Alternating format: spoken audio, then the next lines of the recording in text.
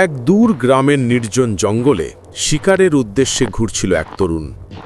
নাম তার কামরান। বয়স মাত্র ২০, কিন্তু কৌতূহল আর দুঃসাহস তার স্বভাব। সেই জঙ্গলে মানুষের আনাগোনা খুব কম। গাছের ডালগুলো এমনভাবে একে অপরের সঙ্গে জড়িয়ে আছে যেন দিনের বেলা হলেও ভেতরে অন্ধকার। হঠাৎ মাটির নিচে ঝকঝকে কিছু দেখা গেল কামরানের চোখে। সে হাত দিয়ে মাটি সরিয়ে দেখে একটি পুরনো তলোয়ার। মরিচা পড়লেও তলোয়ারটি অদ্ভুতভাবে দীপ্তি ছড়াচ্ছিল।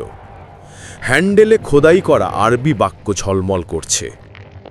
হাযা সাইফুল্লাহ মাল্লাম ইস্তাখদিমহু ফি সাবিলিল্লাহ ফাসায়াহলাক।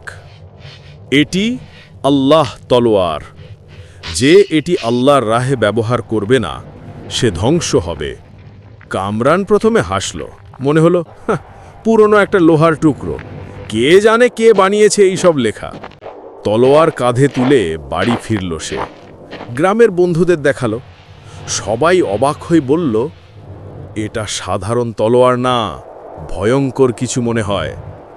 কিন্তু কামরান এসব আমল করল না। সেই রাতেই ঘটল অদ্ভুত ঘটনা। প্রথম পর্বে দ্বিতীয় এপিসোড দেখতে এই চ্যানেলটি সাবস্ক্রাইব করে রাখুন, যাতে নতুন নতুন ভিডিও সবার আগে আপনি পেয়ে যান।